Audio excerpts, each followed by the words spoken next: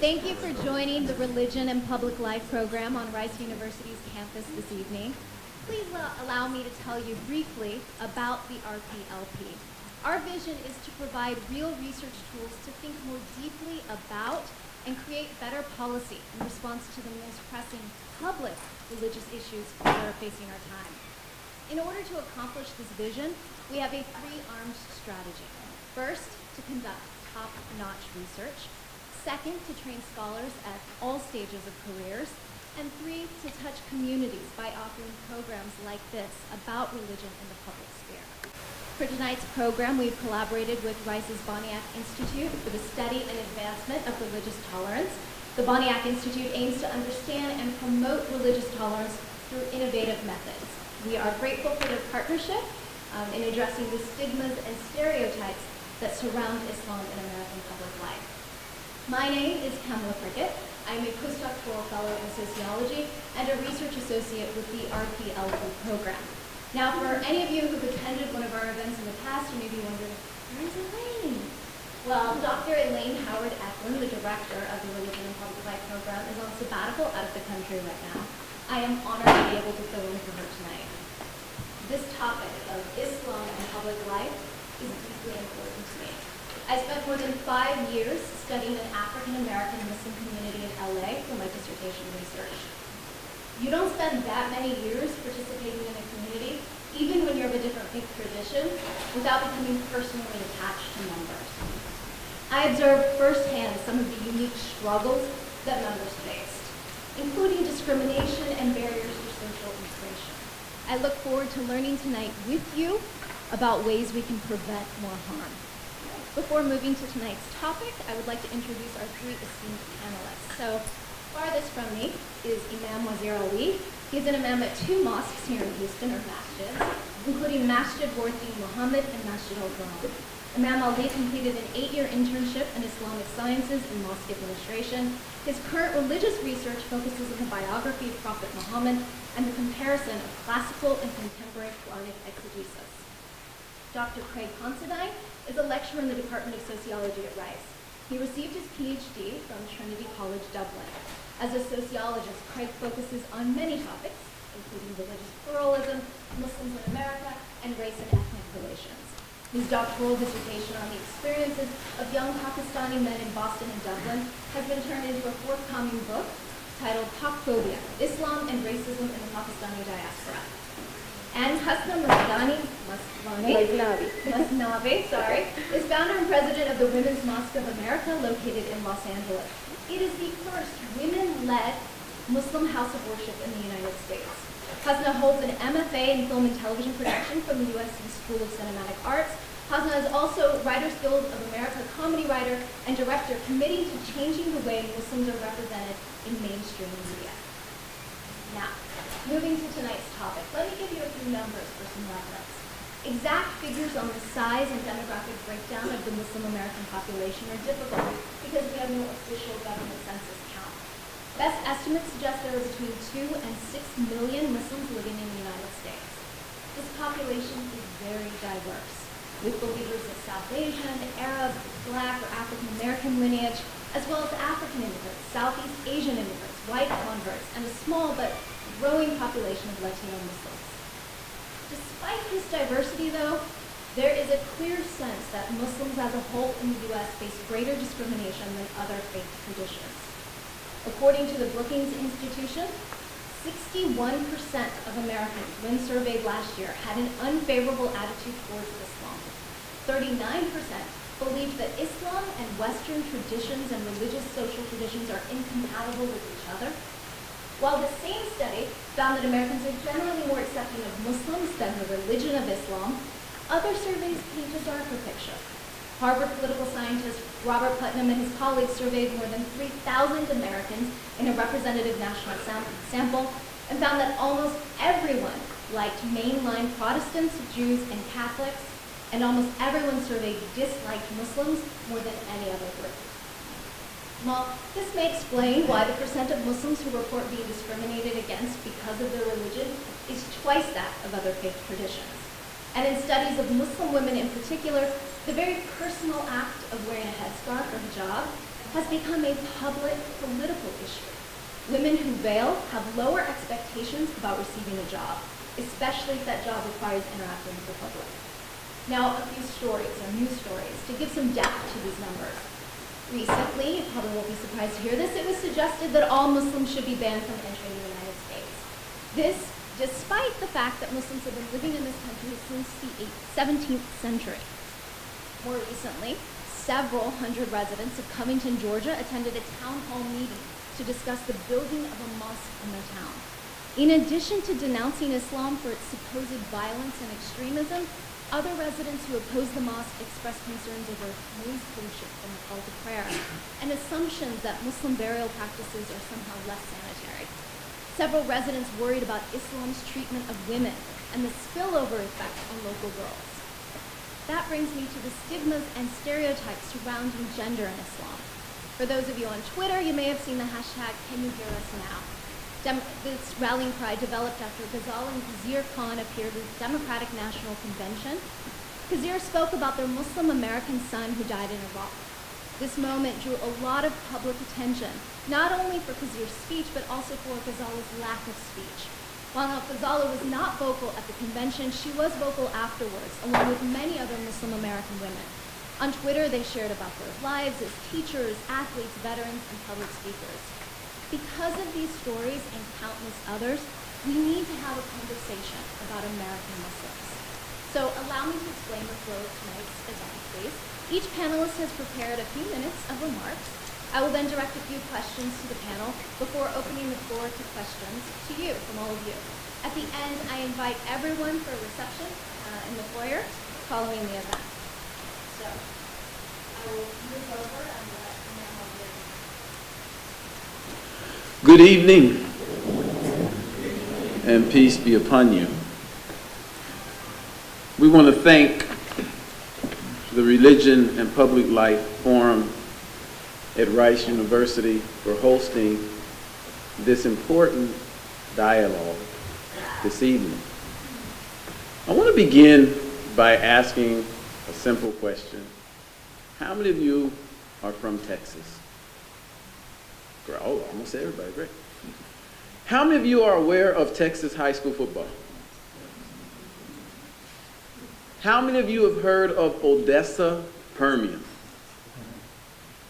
Well, when I mention the name Odessa Permian, the hairs on my back still stand up, because as a young high school football player, Muslim football player in El Paso, Texas, all of my dreams of going to the state championship ended every year in Odessa, Texas, when we played the Mighty Mojo, the Odessa Permian Panthers.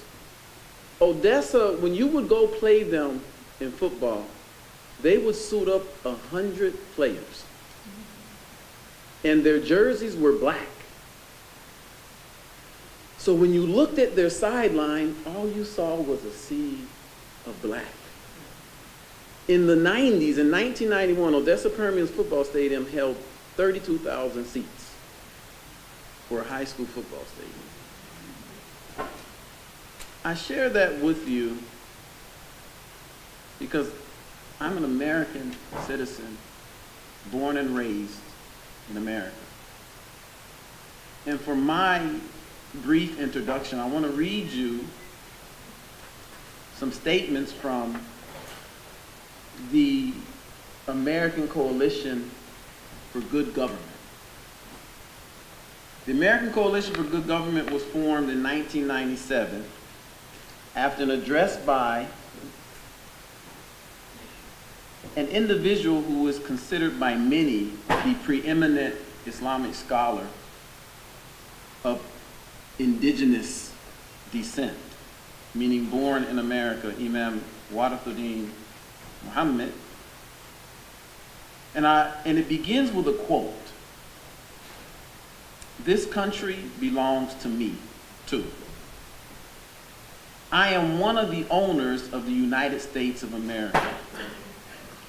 And I don't care how small my share is. I'm going to recognize my share, and I'm going to be responsible for my share. I'm going to join other owners the little poor persons like me, and the rich persons, the makers and shakers. I'm a member of their club whether they like it or not. That was a quote from Imam W.D. Mohammed in encouraging people to embrace all of the constitutional protections that's promised to us as American citizens. The American Coalition for Good Government was created to engage Muslim Americans and people of good consciousness into the participatory democracy of the United States of America. Today, the American Coalition for Good Government membership and affiliates are engaged in every aspect of American society as responsible, outstanding citizens. They are soldiers, judges, attorneys, academics, teachers, congressional representatives, and average citizens working to make America a more perfect union. On a side note, if you visit the congregation that I'm the imam of, you have a number of veterans there. You have a number of public servants there, police officers, physicians, and others. The American Coalition for Good Governments believes in God and one human family. We believe in the Constitution of the United States, the Declaration of Independence, and the universal rights for all citizens. We believe in the sacredness of all life and the family as the foundational structure of society. We believe as human beings that we have a sacred connection with all other forms of life.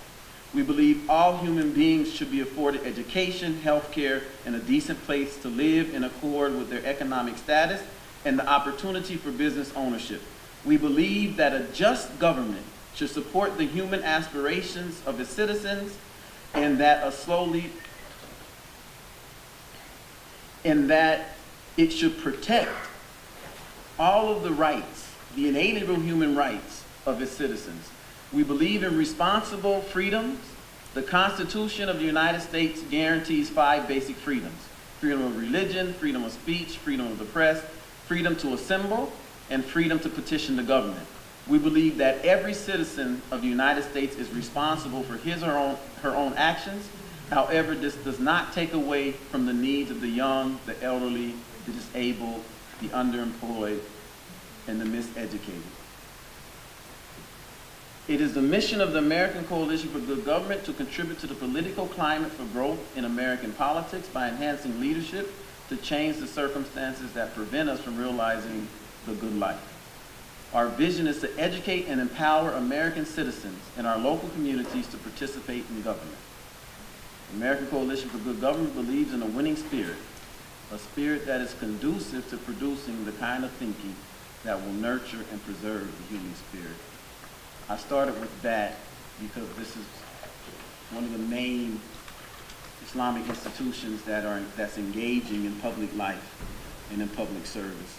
That does a good idea to present to you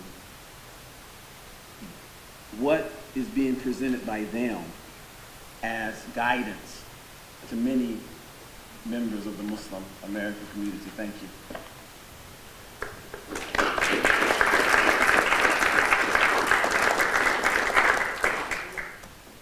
Thank you, Imam Lazier, for that foundation. I think that really sets the tone for this evening.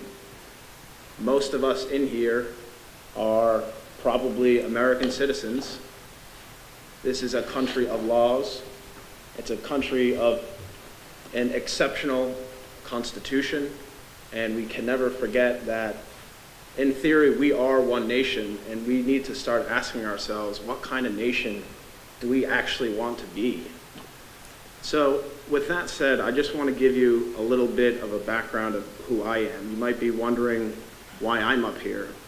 I'm not Muslim, I'm Catholic, and I grew up in the suburbs of Boston. And when 9/11 happened, I was 15. And my father, who's actually in attendance, my mother and father are actually here today. My father was going to the airport. 9/11 happens. Teacher walks into the room and says, a tower has fell. Everyone knows the story. So I remember very vividly one scene when school was canceled. And I went out into the hallway. And let me tell you, Needham, Massachusetts, the town I grew up in, 30,000 people, to this day, 96% Christian, probably 96% white, and I had never met a Muslim in my life. The closest mosque was about 15 miles away, at least. But this one vision that I had, it wasn't a vision, it actually happened in the hallway. You had young Americans like myself, looking like myself, with a similar background like myself, chanting things like USA, USA, and saying derogatory things towards Muslims, which I found at the time, sadly, and I can be honest in saying this, I didn't think there was anything wrong with that. I didn't know any better. I had never met a Muslim in my life. The only thing I knew about Muslims was what was fed to me. I was a naive, young 15-year-old with an impressionable mind. So when I was 15, and again, no exposure to Muslims or Islam, I go to college wanting to be a CIA agent or something of that nature. And I wanted to study the so-called, quote-unquote, bad guys. And I started taking Arabic. My parents didn't know what was going on. And I got into this class called The World of Islam at American University in Washington, D.C. And I had a professor, his name is Akbar Ahmed. So some of you may be familiar with Professor Akbar Ahmed. And he started the class by saying this. He said, "The ink of the scholar is more sacred than the blood of the martyr." And this is a hadith of the Prophet Muhammad. And that quote shook me. It's 14 words. That one quote shook me to the core. And I said, here's this preeminent scholar sharing this tidbit of knowledge with me, which completely challenged everything I thought about. So I rolled with it. I trusted him, and he guided me throughout a year-long study throughout America. We went to over 100 mosques. We went to 75 cities across the country. We met with Muslims. We met with non-Muslims. We went everywhere, and we were looking at this question, what does it mean to be an American through the lens of Muslims? And we came up with 3 different types of models of looking at this. One is the pluralist vision of America. This is the theoretical notion that the Founding Fathers handed down in terms of freedom of religion. Anyone can be an American citizen. You also had a primordial identity. So for you anthropologists and sociologists in the audience, this term primordial identity should be familiar to you. This goes back to Plymouth Rock. It's a very conservative Christian community. The focus is of law, the focus is of order. Right? So that's a different type of identity from this pluralist vision. The Founding Fathers, George Washington, Thomas Jefferson, Benjamin Franklin, and John Adams, all welcomed Muslims into this country. And this is evidenced through primary documents, their journals. Now the third identity, which is the most problematic, is the predator identity. And this is when patriotism and this type of aggressiveness towards people that we deem to be different or other are starting to be attacked. And we have the predator identity happening throughout American history. Native Americans, African Americans, Mexicans, Jews, Irish, Italian. Every single person in this audience is of an ethnic background that has been touched by some type of racism or form of discrimination. And now what we're seeing, we are living in an age of Islamophobia. And this is unacceptable. This is completely unacceptable as a nation, and we have to do more. And before I hand it over to Hasna, what I'd like to say to get this going is we need to start reaching out. Pamela, you were saying this poll, all of these polls which reveal negative views of Muslims. There's one poll in particular by YouGov Huffington Post, and it said 67% of Americans have negative perceptions of Muslims. 73% of those people that have negative views of Muslims have never met a Muslim. So clearly exposure to our neighbors is an issue. And we need to move beyond media rhetoric. We need to move beyond talking heads and politicians who are controlling the narrative. And we need to start going into each other's houses, places of worship, to actually hear what people are actually saying. So thank you.